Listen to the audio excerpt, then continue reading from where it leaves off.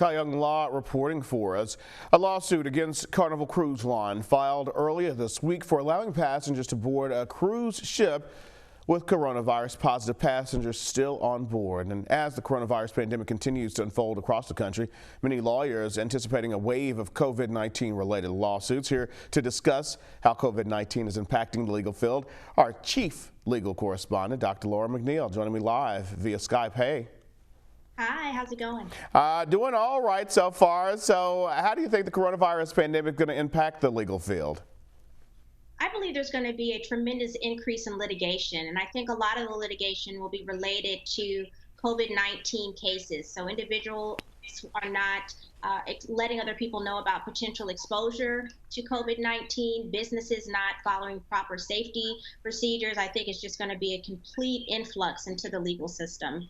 Now, I don't want you giving folks any ideas, but what type of coronavirus-related legal cases do we anticipate in the coming weeks?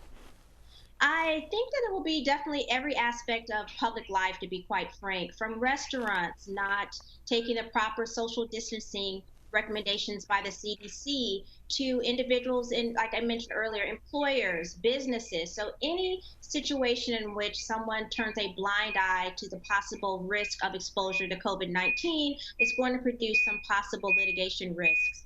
What I'm really interested in seeing is whether or not, similar to the HIV virus spread, where people were intentionally not telling their partners that they had been exposed to HIV, if that same type of criminal liability might be attached to COVID-19, individuals not telling people that they've been indeed diagnosed with the virus. So it's a lot that can go on here. We'll just have to see how it all pans out. It's a great point, but we a little earlier I had you on and we were talking about liability, but it was for the employers. So for the employees, that is. So let's talk about the actual customers, the guests of a Carnival Cruise Line, even a restaurant, a barber shop.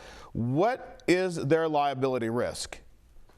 Yeah, so the restaurants, barbershops, Carnival Cruise, their liability risk, again, is going to be based upon, did they have knowledge, actual knowledge of a risk of exposure to coronavirus, and did they take reasonable steps to minimize that risk? Carnival Cruise was a unique situation. They were what we consider in the legal field grossly negligent. Not only did they have awareness of the coronavirus on their ships, they continued to allow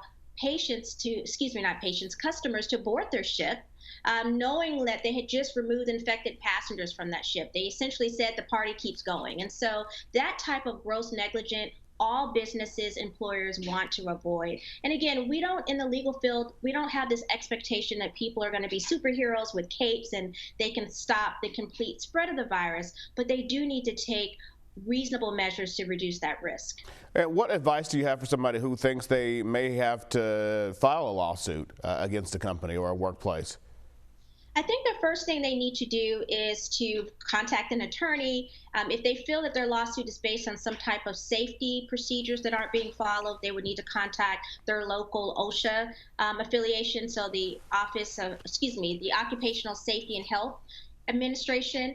And again, really, they really need an attorney, and so I advise them to do so. If they feel like they're being discriminated against because of coronavirus, say they have a pre-existing condition such as high blood pressure or asthma that their employer is aware of, then they would need to contact the EEOC. So there are a lot of things they can do, and it's very important that they take action as soon as possible. Dr. Laura McNeal, live with us via Skype. Thank you so much for joining us on a Saturday evening.